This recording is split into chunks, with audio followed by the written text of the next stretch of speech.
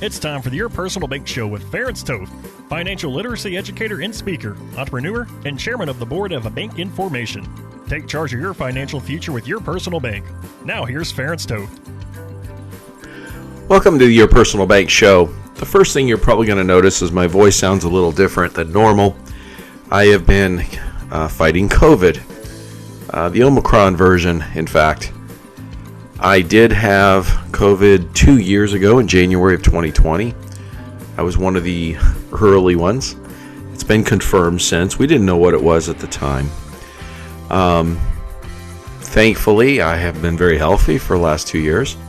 Been exposed a number of times, but the immunity that I had built in, again, this is what my doctors have stated, protected me from getting it again. Unfortunately, this recently, I got it again. So I'm going to do my best today. I've had a lot of time to, as I've been recovering and fighting this, of course, to think about a lot of things. And I wanted to share a personal message with folks today because I think it's important. One of the things about the Your Personal Bank Show that it's evolved from when I first started doing this show approximately 3 years ago. It was initially, as many longtime listeners know, that it was initially, the idea was this was going to be a financial show to help people, gain control of their money, reduce taxes, reduce market risk, create positive arbitrage, all the really awesome things that you can do with your money that most people have never been introduced to. A lot of institutional investors are quite familiar with, but the average investor is not. And so that was the idea of the show, is to share those ideas because I've been blessed with being introduced to many of those ideas myself throughout my career. I wasn't, and not initially, but over time. And then I was able to share with clients. And it's been a great journey. I continue to enjoy that. I continue to enjoy educating people and helping them, again, gain more, get their money to work for them more. And again, with inflation kicking in and things like that, recently it's become more important than ever. But the interesting thing about the show, and by the way, I'll just say this, if you're not familiar with what Your Personal Bank does, how it works, again, how to reduce taxes, gain control of your money, reduce market risk, gain positive arbitrage, which means you're making money on money you spent, contact me at toll-free 866-268-4422 or yourpersonalbank.com for more information. But what's evolved with the show is I do 2 shows a week, and typically the first one of the week I try to stay kind of focused on the financial aspect of things. It's the second show of the week I started taking a bigger picture view of things. And, looking at the economy and taxes and just our money and politics and anything else that might affect, our lives and our money and our ability to gain economic freedom, which, of course, is one of the freedoms that's very important for all of us as Americans. And what's interesting, and again, what's involved with that is how much response I've gotten by sharing those, frankly, I just consider common sense thoughts. But I had a mentor a number of years ago, very successful gentleman, who used to always share common sense is not so common. And this was some time ago, like I said, at least a couple decades back. And what's interesting, I would have to say, is in this past couple of years, it seems like common sense is not only uncommon, it's like almost disappeared at times. What used to be up is down, and what used to be, right is left. And it seems like our world is in a topsy-turvy mess sometimes. And those kind of things, those kinds of situations, when things happen, I've been accused of this, and rightly so. I'm a thinker. I like to think about things. So what I've come to learn is just to respond or react, I should say, is typically not the best reaction. And I've come to learn it's very wise to take a step back and give yourself a little bit of time if possible, and think about why is something that seems sometimes ridiculous on the surface, why is it the way it is? It's gaining that perspective maybe that's helped me maintain a little bit of sanity in this world that seems so out of control sometimes. I enjoy, again, educating. I enjoy learning. I'm sometimes a glutton for a punishment. I'm the person that will sit down with, and I did this like just a month ago, a group of hardcore Trump supporters and tell them to their face, I don't like Trump. And then explain to them the reason, what I don't like about him, but also the things I do like about him. Or I should say more specifically, the policies that I like, right?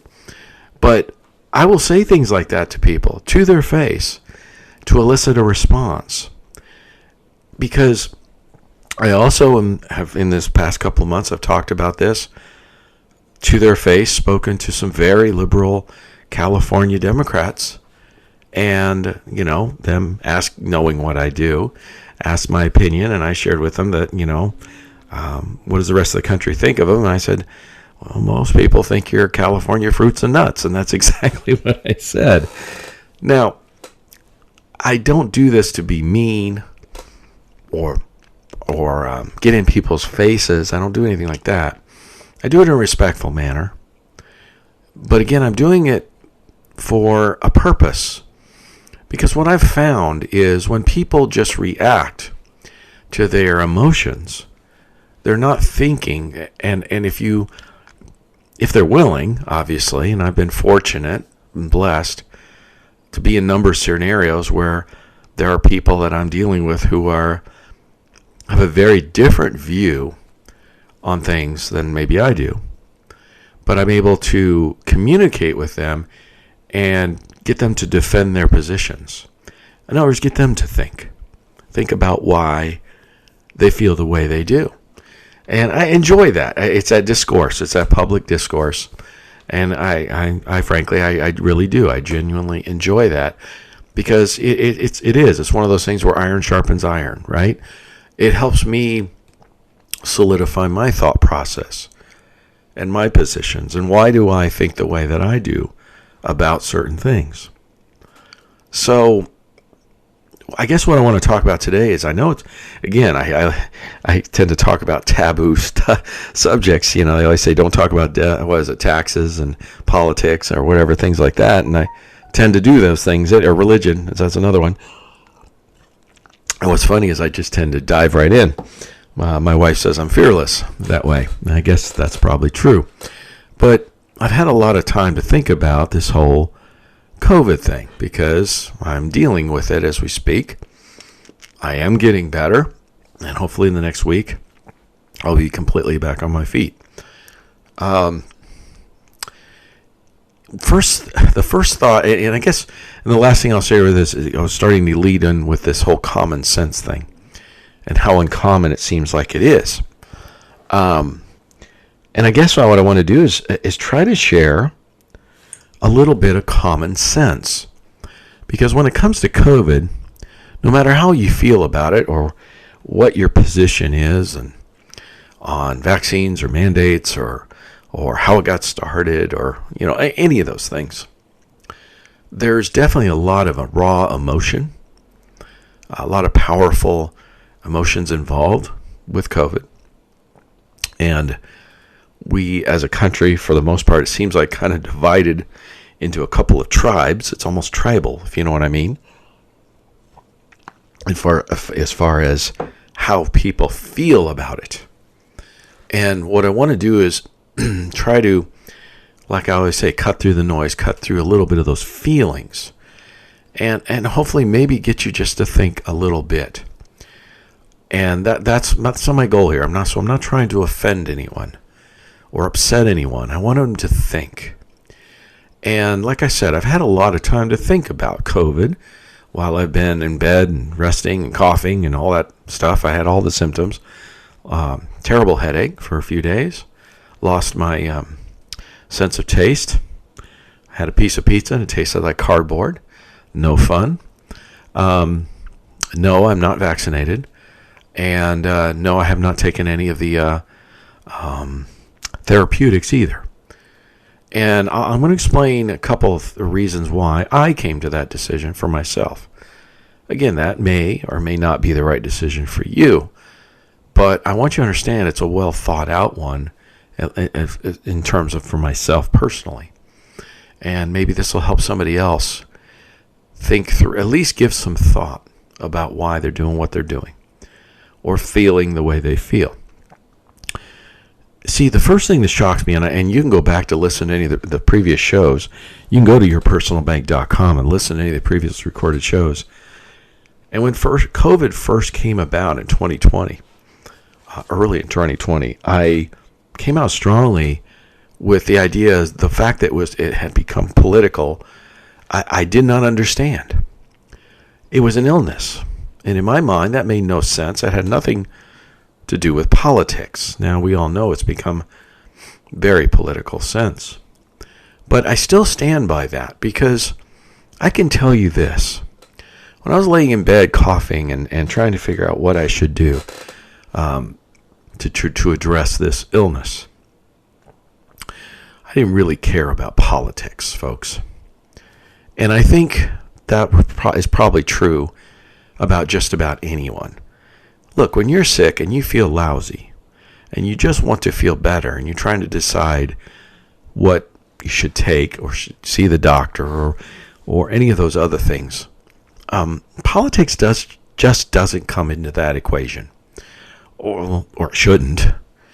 I just wanted to feel better. Does that make sense? I just wanted to get healthy again. And that, frankly, that's all that mattered.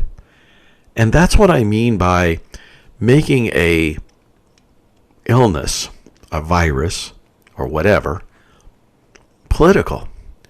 It from a common sense standpoint, it makes no common sense, right? It just doesn't make any sense. Look, you're sick, you want to feel better, right? I mean, that's pretty universal. So when I went online and did some research and all that type of thing, I did talk to my doctor, who actually helped me diagnose and figure out what I had the first time I had COVID 2 years ago, before anyone knew what it was. There's so much stuff out there about the vaccines and the therapeutics and everything else that to try to cut through the noise of all that, next to impossible. But I'm going to encourage you to stay tuned in the next segment, because I'm going to go through a little bit more of the thought process of what I did and the decisions I made and why. I think it'll be very enlightening, so stay tuned. For more information on Your Personal Bank, feel free to contact Ference at yourpersonalbank.com. Back to the Your Personal Bank Show with Ference Toth. Welcome back to the Your Personal Bank Show, and if you heard from the first segment, I'm doing something very different, very personal today. My voice sounds different because I am in the midst of fighting COVID. I am getting better. I've been through the worst of it, I think, thankfully. Still congested and all that good stuff. But I've had a lot of time to think about this. And they've always shared, hey, tell your personal story. So I'm going to take you through a little bit of my personal journey with this fight with COVID while I'm still dealing with the effects of it. So I apologize for my voice. As I stated in the first segment, the common sense aspect of all this, I find mind-boggling. It's mind-boggling that there's so little common sense in my mind. It's become so political, like I stated in the first segment. I think it's despicable that anyone would politicize this, because when you're sick and you don't feel good, you just want to feel better. And politics doesn't come into that equation in any shape, manner, or form. I just wanted, so like many, I'm sure, who have dealt with this, and before I go further on this, please understand, I'm not a doctor. I'm not here telling you what to do.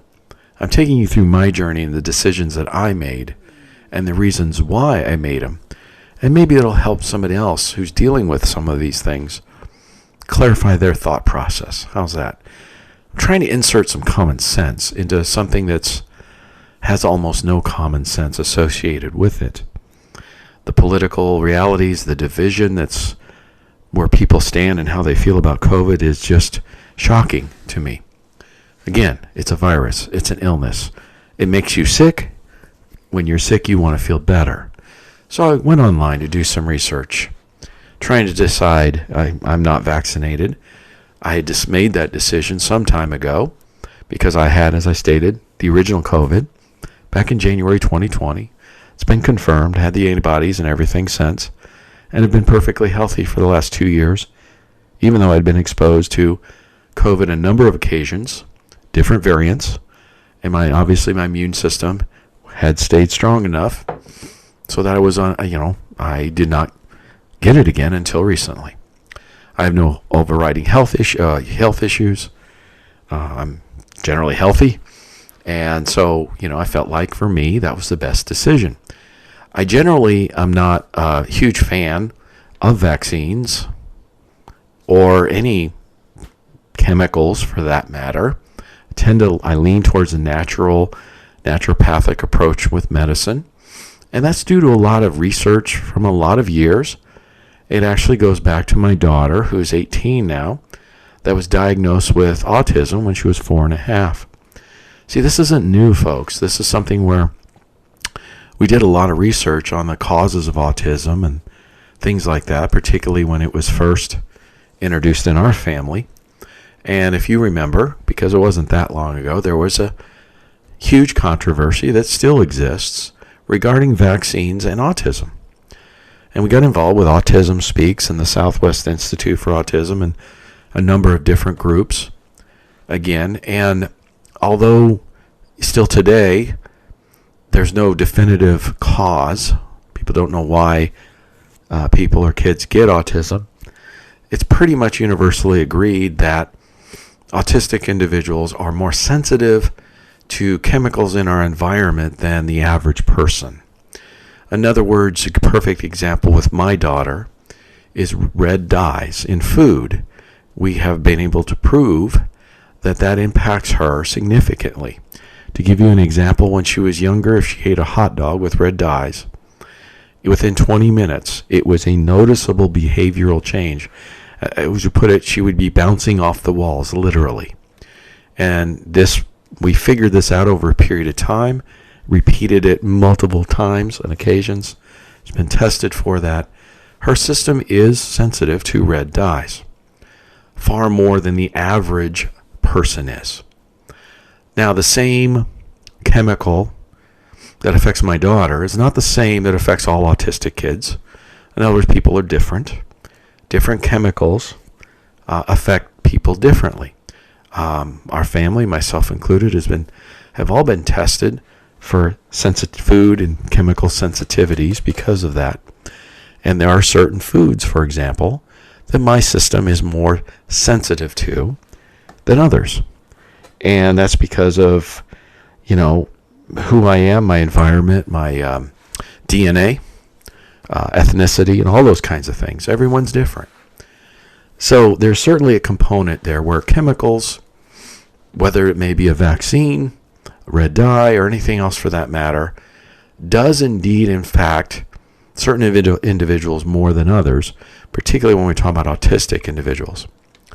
So because of that experience, and well thought out, well documented, well researched, since that time, we've tended to shy away from chemical things in our foods or anything in the body. I'm talking about things like I learned that shampoos and things. It's amazing if you read the label, how much stuff that's unnecessary, we'll put it that way, is in many of our products. And there's no reasonable person that can say that stuff's good for you. Preservatives, all those types of things. This is pretty much universally known. So, autism and vaccines have a well-documented history of being suspect at best. So, when you talk about COVID and a new vaccine and things like that are untested because they're new, they may be perfectly fine. but I'm going to have a natural inclination of shying away unless there's some strong need otherwise, if you know what I'm trying to say. And that's just the decision that myself and my family have come to because of our experience.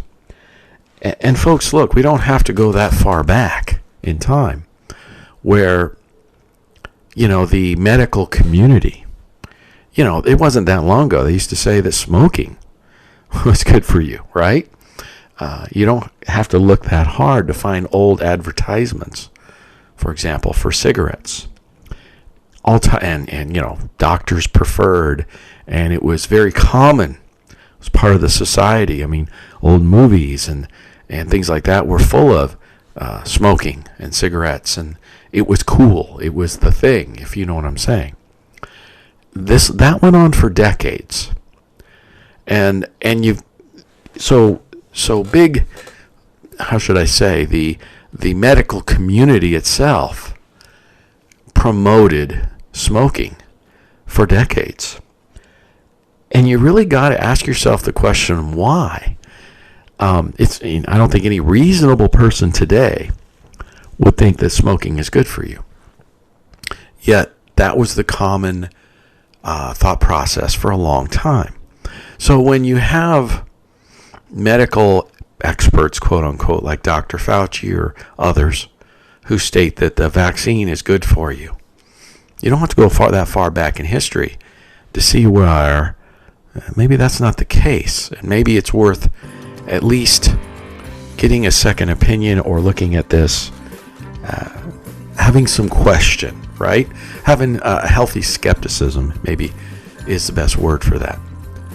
I'm going to discuss this a little bit further because I've never heard anybody really put those two pieces together. So I'm really going to encourage you to stay tuned in the next segment because I want to discuss this further, like I said, on my personal journey fighting through COVID. So stay tuned. For more information on Your Personal Bank, feel free to contact Ference at yourpersonalbank.com. Back to the Your Personal Bank Show with Ference Toth. Welcome back to the Your Personal Bank Show. And of course, if you've been listening, my voice sounds different because I'm fighting COVID. And I'm taking folks through a personal journey of thought processes that I've had to come to the decisions that I've made on why the things they are the way they are. Again, I'm not here to tell anybody what to do if you get COVID or what you should do to prevent it. I'm just going to walk you through my personal journey and my thoughts, and maybe it'll help clarify somebody else's, because there are so many questions about this. Like I was stating earlier, when I got sick, politics didn't come into it. I just wanted to feel better. And I think that's pretty universal. When you go online to research, the vaccines, the therapeutics, all of it, it's overwhelming. And there's things from both sides. It's like two tribes yelling at each other over a ravine, and no one's listening. To my doctor's credit, my medical professional, who actually helped me get through the first time I got COVID back in January of 2020, before anybody knew what it was, I shared with him the things that I had done, which were similar to last time. I took Mucinex, for example, to clear up congestion. He said that's a very good idea. I asked him if based on where I was at the time, and he knows my risk, my medical profile. I don't have any underlying health issues or anything like that, and I've not been vaccinated. So, because I had the immunity from the first time, and I have been healthy for the past 2 years, so the decision up to recently has been correct for me. I did get the Omicron, and I took a lot of similar steps that I did 2 years ago, and it's gotten better. He mentioned there's a few differences with this, and I asked him the question about therapeutics. I had a lot of people recommend it to me, and I said, I researched it. See, I don't just take my doctor. I have a strong, long-term, good relationship with my medical professional, and he knows my medical situation. I ask his advice, and typically I'll take it, but not always. I still want to understand reason why. And I even asked him, do you think I should consider some of the therapeutics at this point? Because researching it, it's hard to cut through the noise because there's just so much noise. You hear everything, good and bad. To his credit, and I think that was the best answer I've heard probably anywhere. He says, look, I have a number of patients, of course, who have gotten COVID, who have taken various different therapeutics. And he said there's no clinical evidence that he's aware of proving that these things work. But he has numerous anecdotal cases where clients have clearly gotten better. Now, was it because they took a particular therapeutic or not? Hard to say. But again, the bottom line is really simple. When you're sick, you just want to feel better. So if there is something that you can take that at least anecdotally might help you feel better, and there are few, if any, side effects, well, all I'm saying is it's worth considering. He decided, he felt like, and I agreed, that I'd gotten past the point. I was already getting better, turned the corner, so to speak. I just took things like vitamin C and zinc and various basic supplements like that, and like I mentioned, Mucinex to clear the congestion. And I was getting that clearly on the mend. So we decided just to continue with that, do the things to boost my own natural immune system that's been working very effectively for the last couple of years. It might take a little bit longer to get over this, but I would rather, as if you've listened to the previous segments, today's show, I would rather take more of a natural approach than a chemical one, because I have a natural aversion to that, based on the experiences I have with my family, particularly my daughter with autism. So, again, this is a decision each person has to make themselves. But what I would caution against is, if you have a preconceived notion one way or the other, at least consider the option. Get the second opinion. And then make a more informed decision. And that's the problem we have today in our country, in politics and all that in general, is people aren't listening to each other. So COVID really is a microcosm of a bigger problem. Instead of people, like they used to be more willing to do, is listen to the other side and consider their discussion or their arguments, we're just set in our ways and yelling at each other. Nobody's listening. That won't accomplish anything. That will not accomplish anything positive going forward. So my fervent hope and wish is that people start to stop yelling so much, stop talking, and start listening. Stay tuned in the last segment, because I've got some other thoughts I want to finish up on that I think are very pertinent to this whole discussion and direction of our country, and what I think a lot of people we should do individually as individuals. So stay tuned. For more information on Your Personal Bank, feel free to contact Ference at yourpersonalbank.com. Back to the Your Personal Bank Show with Ference Toth. Welcome back to the Your Personal Bank Show. And I've been taking everybody doing something very different, a personal journey of my fight through getting over COVID. I am still congested. I'm still dealing with it, but I have had a lot of time over the last couple of weeks to think about a lot of things about COVID and other things associated with it. And I think you're going to understand that my thoughts with COVID is really just a microcosm of some bigger issues. And a lot of people have really seemed to appreciate my thought process through many of these things. I try to cut through the noise and try to come to some common sense, which seems to be very lacking these days. Common sense has never been common, but seems to be in very rare commodity these days. And like I said in the first segments, not to repeat myself too much, but the politicization of COVID is mind-boggling to me, because as in my case, when I got sick, I just wanted to feel better. I didn't really care about the politics of anyone or anything. I just wanted to feel better. And I think that's rather universal. So that's why I think it's rather despicable that that people have taken upon themselves to politicize this, to get accurate information, is next to impossible because of the politicization. And again, it goes back to, and I've also had some thought in terms of, I've had time to curse Dr. Fauci and anyone else involved with helping create this, however it was done. I was not there. I'm not going to argue that point. All I know is if anybody was involved in making this illness more accessible to human beings, shame on them, because it's no fun. It's no fun being sick. And anybody involved with that, I understand why they try to protect themselves, maybe. But let's face it, that's despicable, in my opinion. The thing is, with people trying, when things, there's a phrase, I guess I should say this.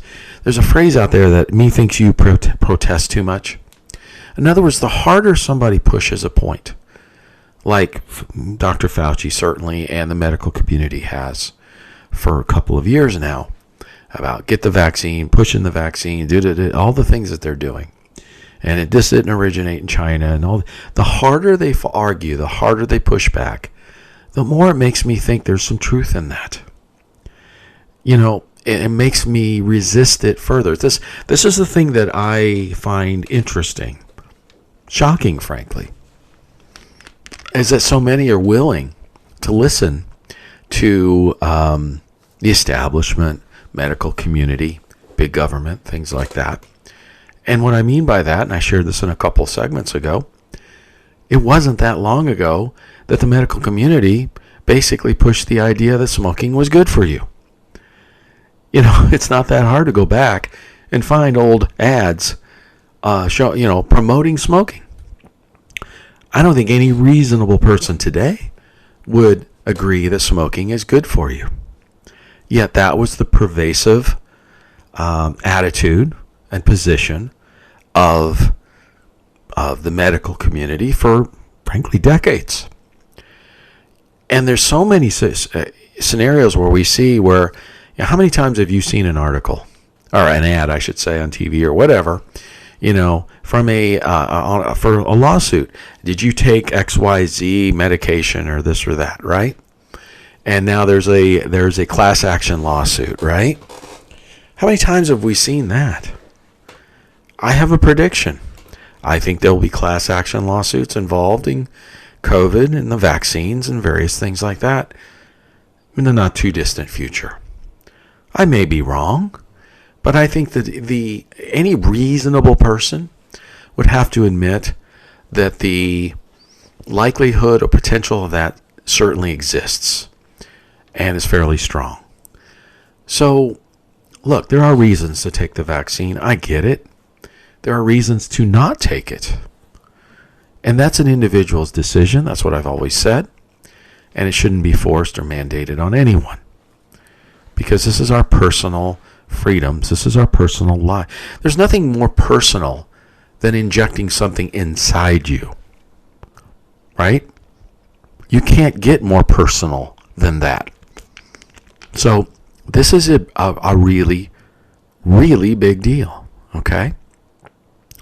So, like I said, using the example of smoking, and why did they do that? Why did the medical community promote smoking for so long?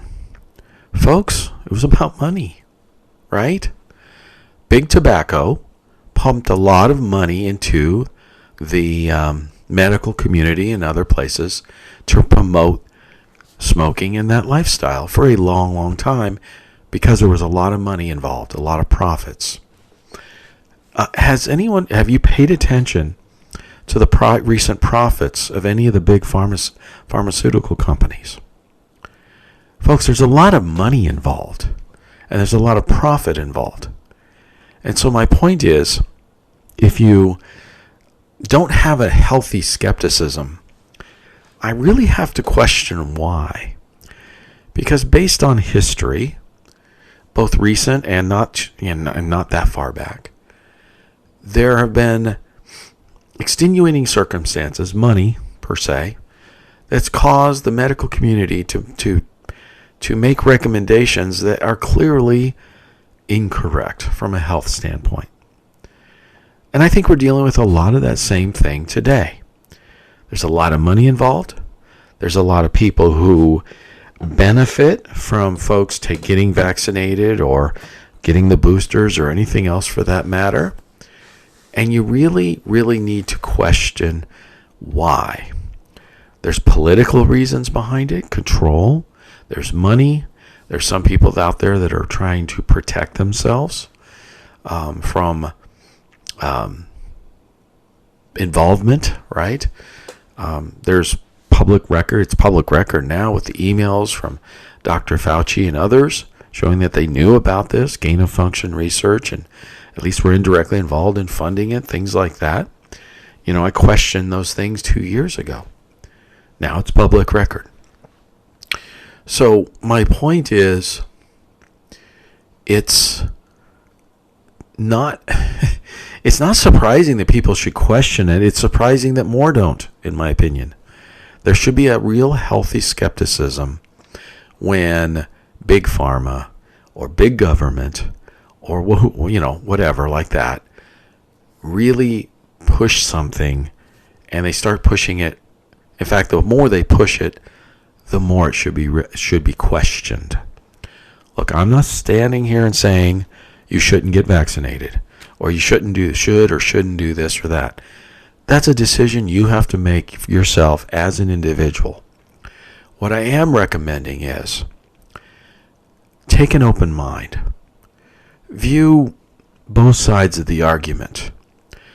And come to your own conclusions and talk to your own medical experts that you trust, that know your personal history, your situation. And reject anything out of hand that's blanket advice that comes from particularly a big entity like our government or